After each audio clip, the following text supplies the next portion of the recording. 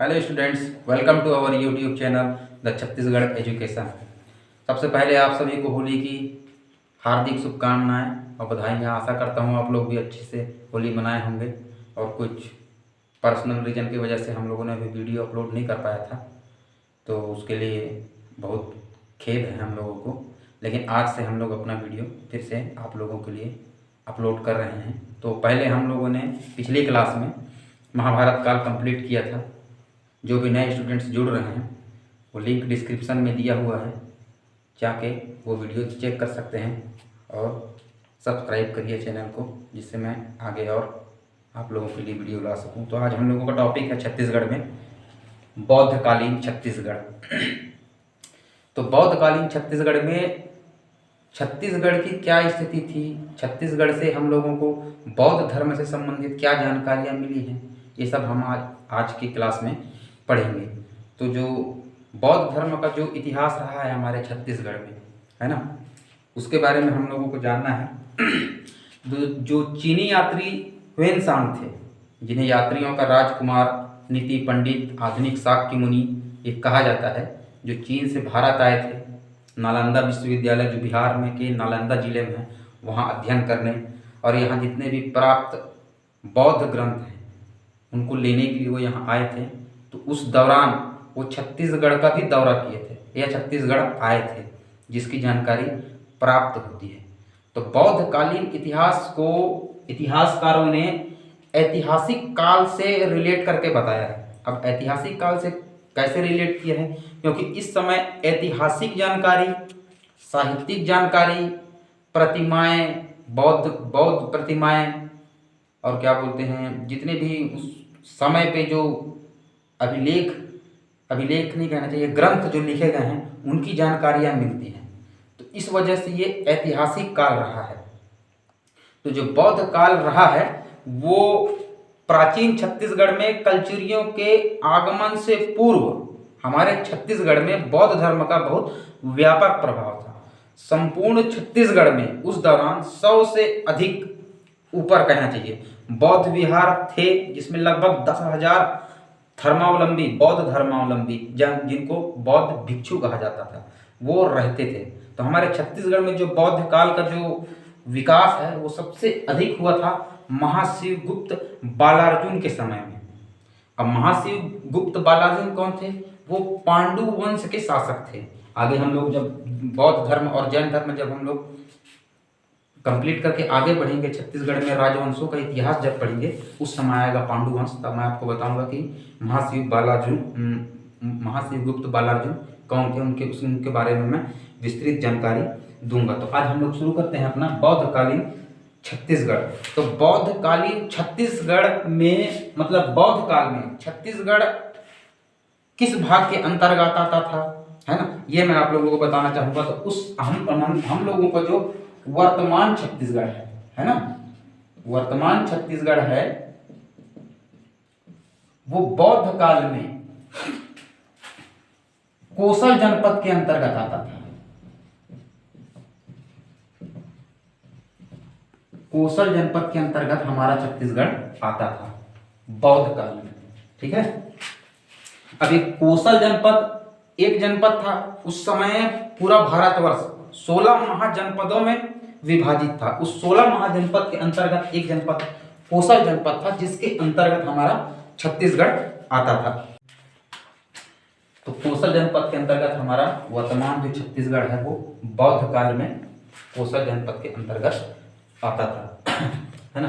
तो बौद्धकालीन छत्तीसगढ़, इसको बौद्धकालीन क्यों कहा गया है ये आप लोगों को बता देता हूं। बौद्धकालीन संबंधित है गौतम बुद्ध जी से,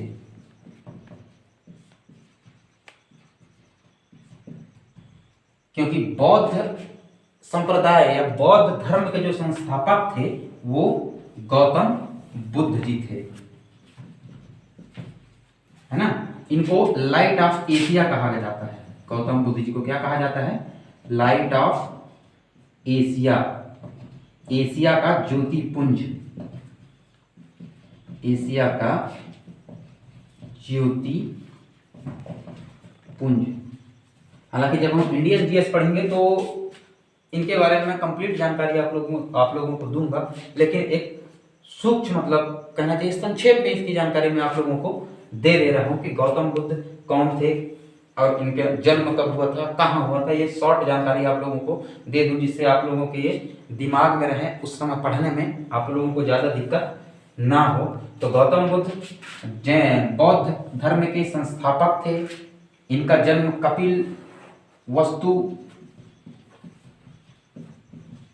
एक जगह है लुम्बिनी, यहां हुआ था 563 ईसा पूर्व में, है ना।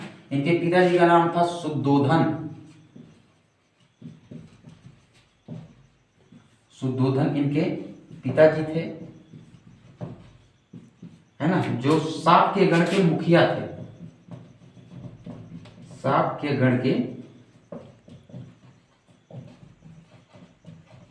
मुखिया थे। माता का नाम था माया देवी। माया देवी इनकी माता जी थी। 563 ईसा पूर्व में इनका जन्म हुआ था। ये एक शॉर्ट जानकारी है गौतम बुद्ध जी से रिलेटेड, क्योंकि गौतम बुद्ध जी ही बौद्ध धर्म के संस्थापक थे, इसलिए इनके समय काल को हम बौद्ध काल कह दे रहे हैं छत्तीसगढ़ के संदर्भ में, है ना। तो ये जानकारी महत्वपूर्ण है, हो सकता है इनमें से क्वेश्चन आ जाए, इसलिए मैं आपको संक्षेप में इसके बारे में बता दे रहा हूँ। तो हमको छत्तीसगढ़ के बारे में जिन जिन चीज़ों से जानकारी प्राप्त हो रही है वो चीज़ें हम क्या क्या है मैं आपको बता दे रहा हूँ। ऐतिहासिक साक्ष्य,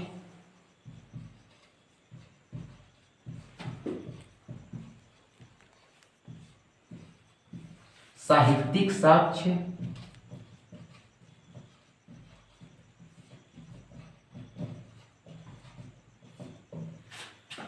पुरातात्विक साक्ष्य,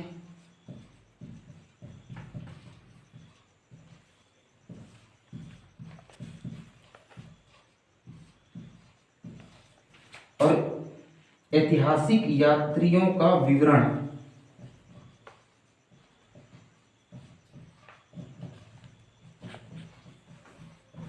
ऐतिहासिक यात्रियों का विवरण, इन चीजों से हमको बौद्धकालीन छत्तीसगढ़ की जानकारी प्राप्त होती है। तो हम आगे चलते हैं कि वह ऐतिहासिक साक्ष्य क्या थे, साहित्यिक साक्ष्य क्या थे, पुरातात्विक साक्ष्य क्या थे और ऐतिहासिक यात्रियों का विवरण क्या था, है ना। तो जो साहित्यिक साक्ष्य के रूप में है वो उनमें से एक मुख्य है अवदान शतक।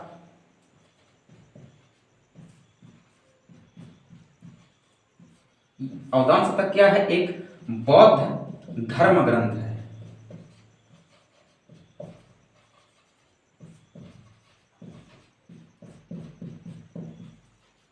बौद्ध धर्म ग्रंथ है जो हीनयान शाखा से संबंधित है।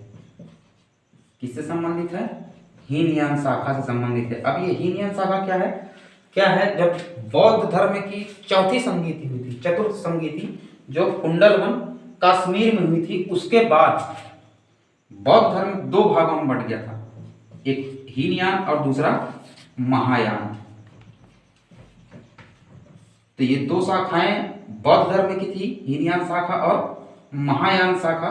तो जो अवदान शतक है बौद्ध धर्म ग्रंथ, वो हीनयान शाखा का धर्म ग्रंथ है, जिसके अनुसार हमको छत्तीसगढ़ से संबंधित बौद्धकालीन जानकारी प्राप्त होती है। तो ये एक साहित्यिक साक्ष्य था अवदान शतक, और दूसरा ऐतिहासिक यात्रियों का विवरण, चौथा है ऐतिहासिक यात्रियों का विवरण। तो ये विवरण हमको प्राप्त होता है जो यात्रियों के राजकुमार थे वेनसांग, इनकी रचना थी, वेनसांग की रचना थी,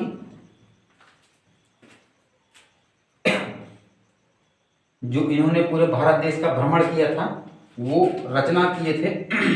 इनकी पुस्तक का नाम था CU की, जो चीनी भाषा में इन्होंने लिखा था। ये इनकी रचना थी, ह्वेनसांग की रचना थी, या इसको यात्रा वृतांत कहा जाता है, जिसका नाम था सीओ की। तो जब ये छत्तीसगढ़ आए थे तो छत्तीसगढ़ को इन्होंने जो अपने शब्दों में कहा था उसको बोलते हैं किया सलो। इस शब्द का प्रयोग उन्होंने छत्तीसगढ़ के लिए किया था।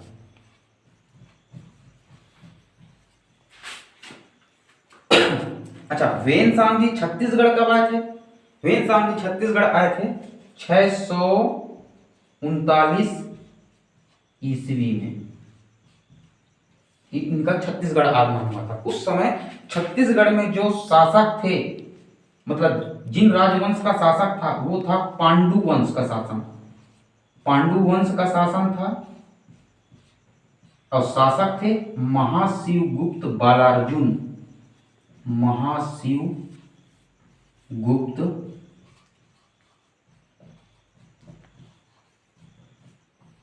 बालार्जुन। इनकी राजधानी थी सिरपुर। उस समय इनकी राजधानी क्या थी?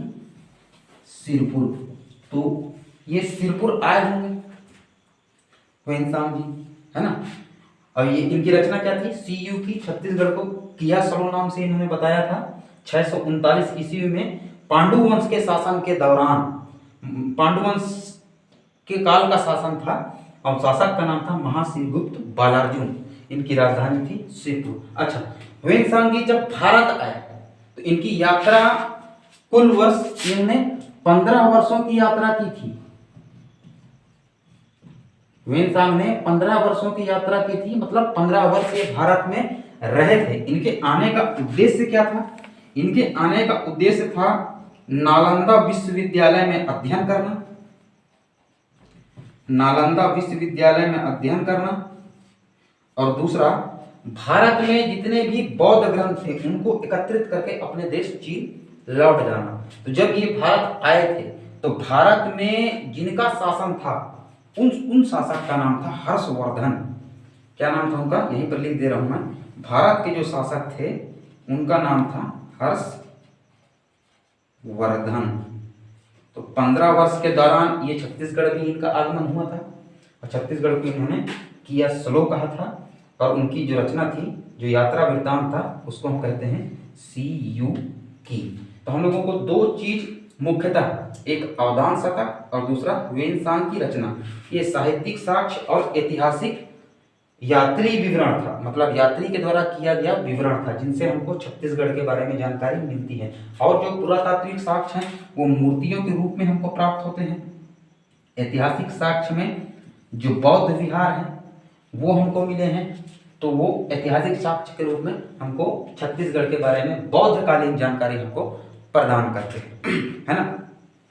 तो अवदान शतक और क्या बोलते हैं, ह्वेनसांग की रचना या ह्वेनसांग जी के अनुसार महात्मा गौतम बुद्ध जब इनको ज्ञान प्राप्ति हो गई थी तो अपने धर्म के प्रचार के लिए, अपने धर्म मतलब बौद्ध धर्म के प्रचार के लिए ये छत्तीसगढ़ आए हुए थे, ऐसी जानकारी मिली थी। और छत्तीसगढ़ प्रवास के दौरान 3 महीने तक वो छत्तीसगढ़ में रुके भी थे। अपने धर्म के प्रचार के लिए 3 महीने तक छत्तीसगढ़ में रुके हुए थे और छत्तीसगढ़ आए थे। इस बात की जानकारी हमको किससे मिलती है? अवदान शतक और ह्वेनसांग के द्वारा या ह्वेनसांग की रचना के द्वारा।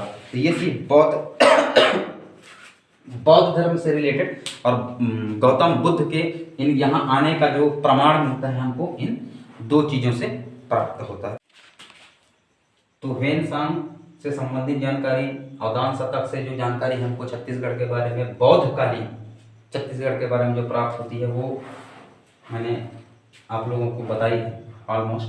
तो इसका अगर स्क्रीनशॉट लेना चाहें तो आप ले सकते हैं। अच्छा, एक बात और मैं इसमें बता दे रहा हूँ आप लोगों को, तो जो भी यहाँ से हमको साक्ष्य प्राप्त हुए, है ना, धातु प्रतिमाएं प्राप्त हुई हैं, खुदाई के दौरान पाषाण प्रतिमाएं प्राप्त हुई हैं, वो अभी हम आगे चलेंगे तो मैं बताऊंगा।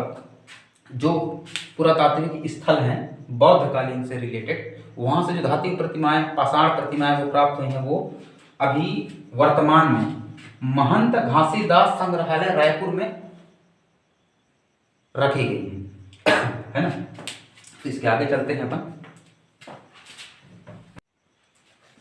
तो आगे चलते हैं हम। बौद्ध भिक्षुक नागार्जुन, बौद्ध भिक्षुक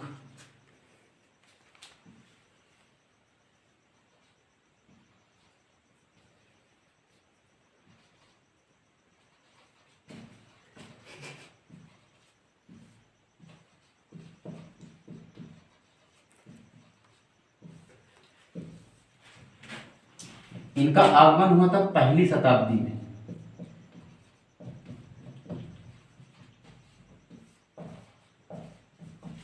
सातवाहन शासकों के काल में, सातवाहन शासक थे, इनके समय में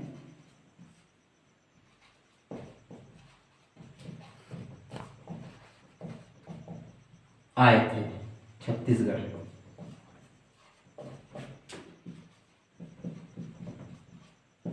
तो बौद्ध भिक्षुक नागार्जुन क्या है? अब ये भिक्षुक क्या, भिक्षुक किनको कहा जाता है? तो बौद्ध धर्म में, जो बौद्ध धर्म के प्रचार के लिए, बता दे रहा हूं आप लोगों को मैं, भिक्षुक किनको कहा जाता है?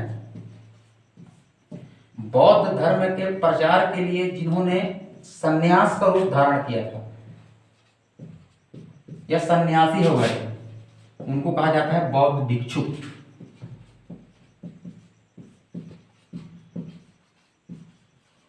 सन्यास जिन्होंने अपना लिया था या सन्यास ले लिया था, उन्हें बौद्ध भिक्षुक कहा जाता था। और इनमें भिक्षुणी भी होते हैं, मतलब पुरुषों को भिक्षुक और महिलाओं को बौद्ध भिक्षुणी कहा जाता है। तो ये चीज आप लोग याद रखिएगा कि भिक्षुणी किनको कहा जाता है? तो भिक्षुणी महिलाओं को कहा जाता है और भिक्षुक कहा जाता है पुरुषों को, है ना। तो बौद्ध धर्म के प्रचार के लिए इन्होंने जिन्होंने संन्यास ले लिया था वो भिक्षुक कहलाए और महिलाएं भिक्षुणी कहलाए। तो वैसे ही एक बौद्ध भिक्षुक थे नागार्जुन। तो नागार्जुन एक यमन शासक थे मिनांडर, उनके समकालीन थे ये नागार्जुन। तो इनके बारे में एक प्रचलित है मिलिंद पन्हो। ये आप लोग जब इंडियन जीएस पढ़ेंगे तब आप लोगों को ये बताया जाएगा, या पता पढ़े होंगे तो आप लोग जान रहे होंगे। मिलिंद पन्हो माने मिनांडर के प्रश्न और नागार्जुन के उत्तर।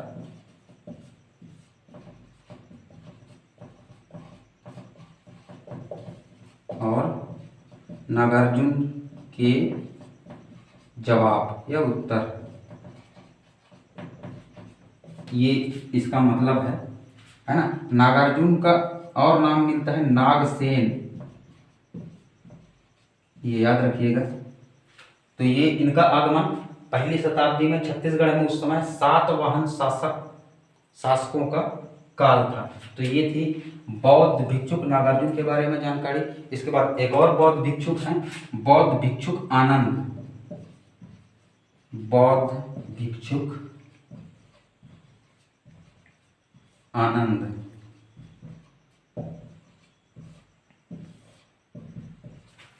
तो ये 6वीं शताब्दी में छत्तीसगढ़ आए थे। कब आए थे? 6वीं शताब्दी में।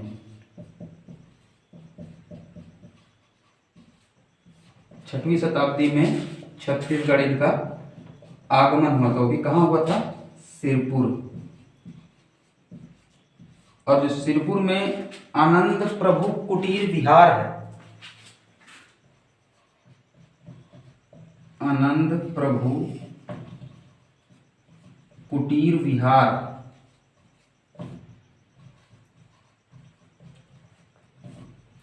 इसके निर्माणकर्ता यही थे,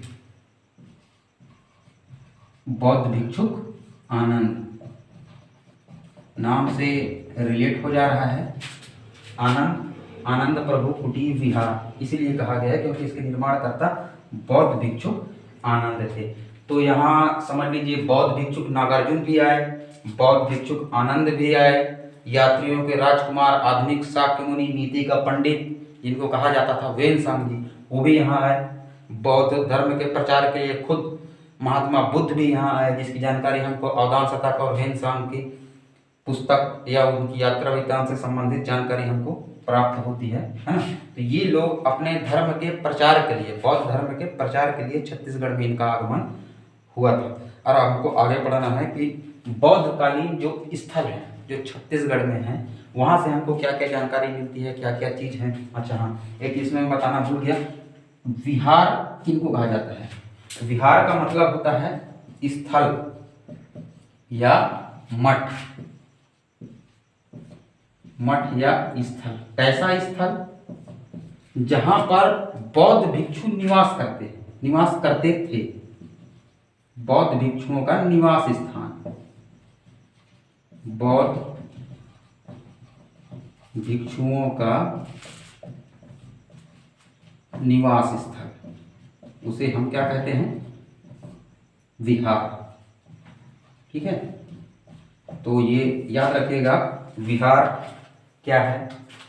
मठ है, बौद्ध स्थल है ना, जहाँ पर बौद्ध भिक्षुओं का निवास स्थान होता था, उसे हम विहार कहते हैं। तो एक विहार आनंद प्रभु कुटीर विहार किसने बनवाया था? बौद्ध भिक्षु आनंद ने बनवाया था। छत्तीसगढ़ में कब आगमन हुआ था इनका?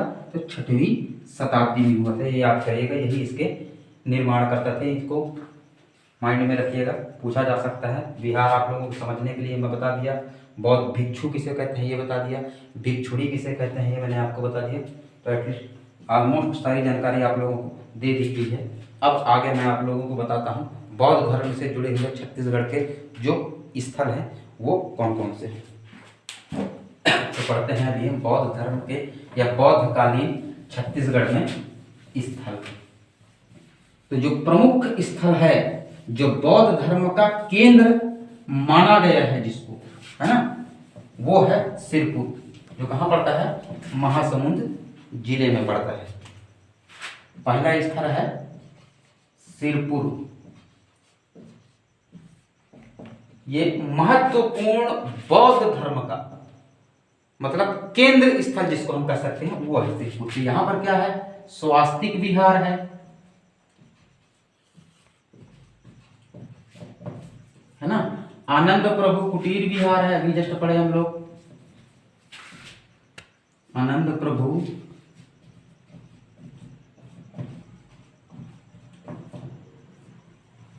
ठीक है, स्वास्तिक विहार है, आनंद प्रभु कुटीर विहार है ना। यहाँ पर और है बौद्ध टीला, ठीक है, पीतल से निर्मित बौद्ध मूर्ति है यहाँ, पीतल निर्मित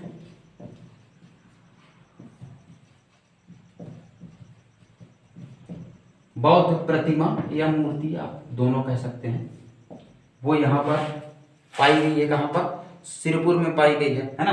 ये सिरपुर क्या है? बौद्ध धर्म, जैन धर्म, हिंदू धर्म है ना। और यहाँ पर तीनों धर्मों के मठों के मतलब मठ भी हैं, उसके स्मारक के रूप में यहाँ पर उपस्थित हैं, मतलब पाए गए हैं, है ना। जैन धर्म, हिंदू धर्म और बौद्ध धर्म के मठ उनके स्मारक के रूप में यहाँ पर स्थित हैं एक चीज। और सिरपुर में प्रतिवर्ष यहाँ पर बौद्ध धर्म से रिलेटेड, है ना, क्या क्या बोलते हैं उसको, क्या कहना चाहिए, बौद्ध धर्म से रिलेटेड सभा या सम्मेलन वो यहाँ पर आयोजित होती है। कहाँ पर? सिरपुर में। तो लिख देता हूँ यहाँ पर मैं, सम्मेलन यहाँ पर क्या होता है? आयोजित होता है। कौन सा सम्मेलन? बौद्ध धर्म का सम्मेलन, प्रतिवर्ष आयोजित होता है, ये आयोजन होता है।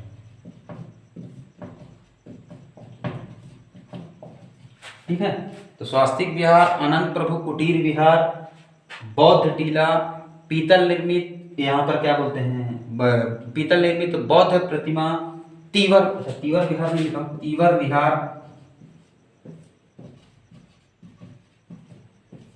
यहाँ पर भी बौद्ध प्रतिमा है।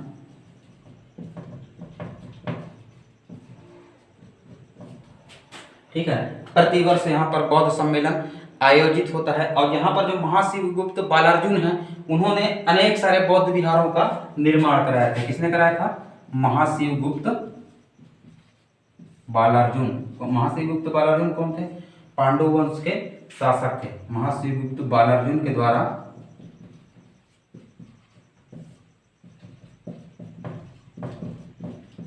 बौद्ध विहार का निर्माण कराया गया था।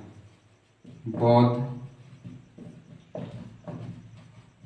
विहार बनवाया गया था। तो इस हिसाब से आप लोगों को खुद पता चल रहा होगा कि ये सिरपुर बौद्ध काल में अपना कितना विशेष स्थान या विशेष महत्व यहाँ पर रखता होगा। अच्छा, यहाँ पर जो बुद्ध प्रतिमा मिली है ना, जो बौद्ध प्रतिमा मिली है वो कैसे मिली है? मतलब गौतम बुद्ध जो जिनको ज्ञान प्राप्त हुआ था, कौन से वृक्ष के नीचे प्राप्त हुआ था? बोधि वृक्ष के नीचे।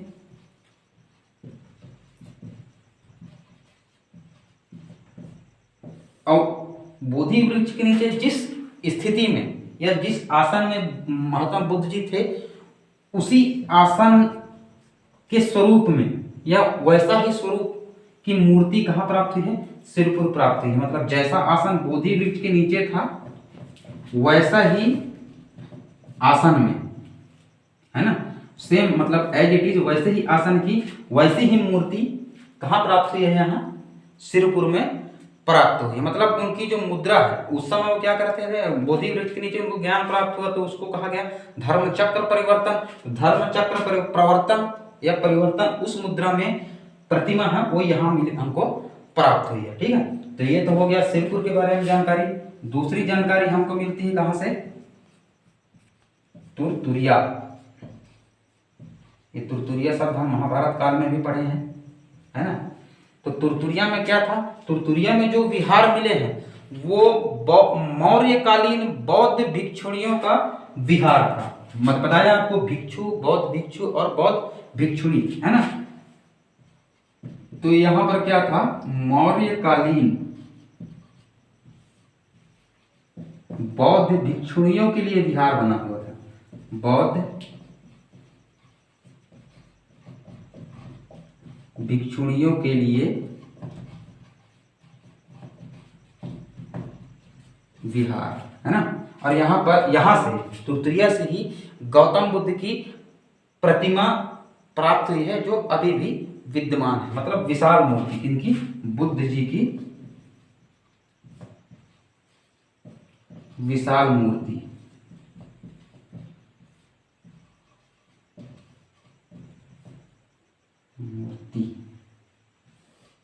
विद्यमान। तो ये हो गया तुरतुरिया, है ना, बड़ौदा बाजार जिले में है, आप लोगों को तो पता है। मौर्यकालीन बौद्ध भिक्षुणियों के लिए यहाँ पर विहार था, है ना, यह है। और बुद्ध की विशाल मूर्ति अभी भी यहाँ पर विद्यमान है। ठीक है, तीसरे नंबर पर आता है भूंगा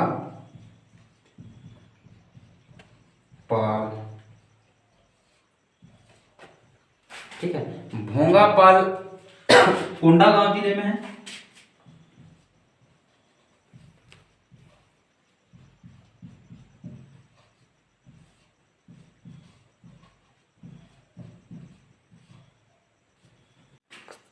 भोंगापाल कोंडागांव जिले में है। यहाँ भगवान बुद्ध की विशाल प्रतिमा स्थित है ना। भगवान बुद्ध की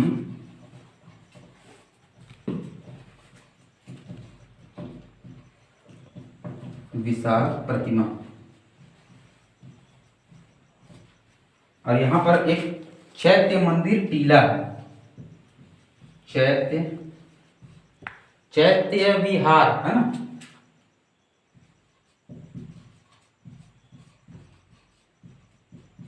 जिसको कहा गया है क्या? डोकरा बाबा टीला। डोकरा बाबा टीला, टीला के नाम से इसको जानते हैं। एक और है सप्त मात्री का टीला,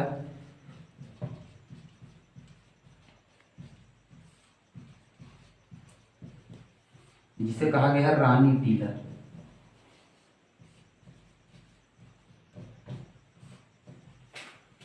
तो ये हो गया आपका भोंगापाल। फिर आते हैं अपन, अच्छा, सिरपुर में एक बात मैं शायद बताना आप लोगों को भूल गया। सिरपुर में जो बौद्ध मूर्तियां हैं वो कैसी हैं? जो नालंदा में जो मूर्तियां हैं, है ना, उसी के अनुरूप यहाँ पर भी मूर्तियां बनाई गई है। नालंदा शैली से बनाई गई है, ऐसा आप लोग समझ सकते हैं पढ़ने के लिए। नालंदा शैली सदृश मूर्तियां सिरपुर में प्राप्त हुई है। नालंदा शैली सदृश मूर्ति जो सिरपुर से मिली है वैसी ही है, नालंदा शैली से सदृश है ना। तो अपन लोग भोंगापाल पढ़ लिए, सिरपुर पढ़ लिए, तुरतुरिया पढ़ लिए। अब आगे आते हैं मैन पार्ट।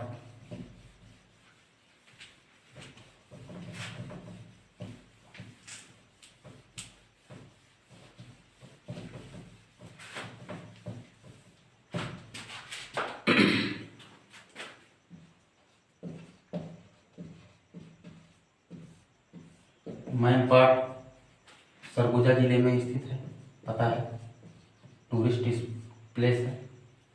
यहाँ पर जो बौद्ध मंदिर बनाया जा रहा है, बन गया है, कंप्लीट हो गया है ना।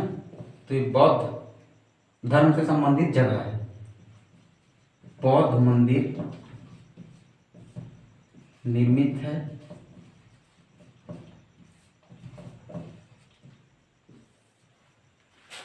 कहाँ पर? मैनपाट में। कौन से जिले में है? सरगुजा जिले में है ना।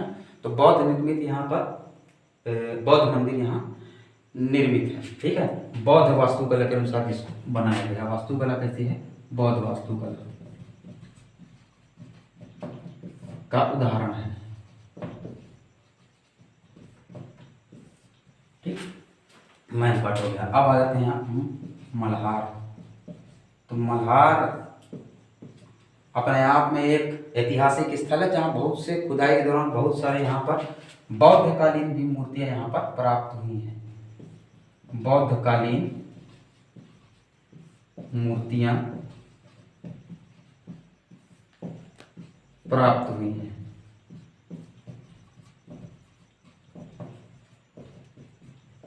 ये मल्हार से रिलेटेड, इसलिए मल्हार भी बौद्धकालीन ऐतिहासिक जानकारी या ऐतिहासिक महत्व रखता है बौद्धकालीन में, ठीक है। मल्हार।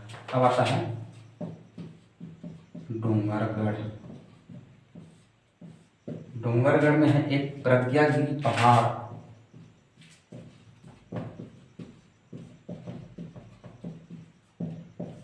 प्रज्ञागिरी पहाड़ में बौद्ध प्रतिमा स्थित है, विशाल है ना। विशाल बौद्ध प्रतिमा यहाँ पर क्या बोलते हैं, डोंगरगढ़ में स्थित है। और प्रतिवर्ष 6 फरवरी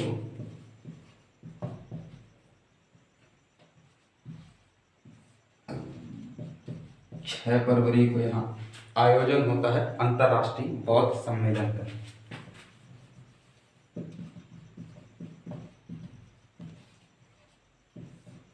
अंतर्राष्ट्रीय बौद्ध सम्मेलन, राष्ट्रीय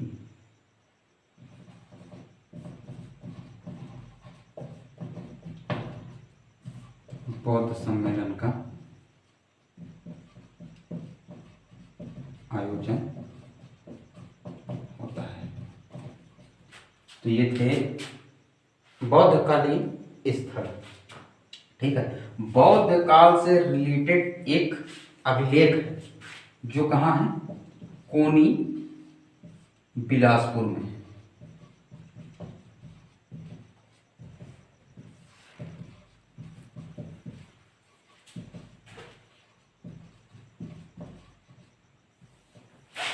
किसके द्वारा बनवाया गया था अभिलेख? पृथ्वी देव द्वितीय,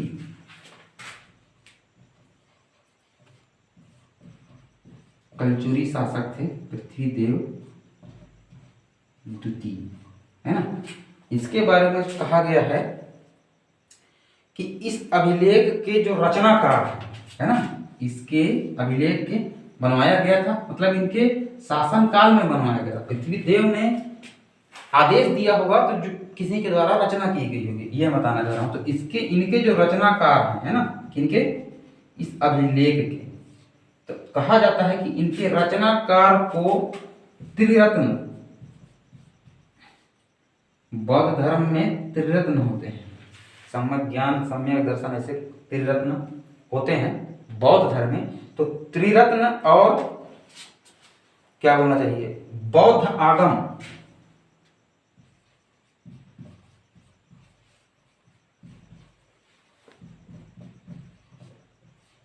त्रिरत्न और बौद्ध आगम का ज्ञाता कहा गया है। इसका मतलब क्या समझ रहे हैं? बौद्ध आगम का ज्ञाता कहा गया है। इसका मतलब ये था कि कलचुरी काल में भी जो बौद्ध धर्म के जो त्रिरत्न थे और बौद्ध धर्म का जो ग्रंथ था, है, उनकी जानकारी इनको थी। किनको? कलचुरी कालीन शासकों में जो विद्वान रहे होंगे, जो अभिलेख लिखते रहे होंगे, उनको इनको जानकारी थी। तो ज्ञाता मतलब इनके बारे में जानकारी थी, इसलिए इसको ज्ञाता कहा गया।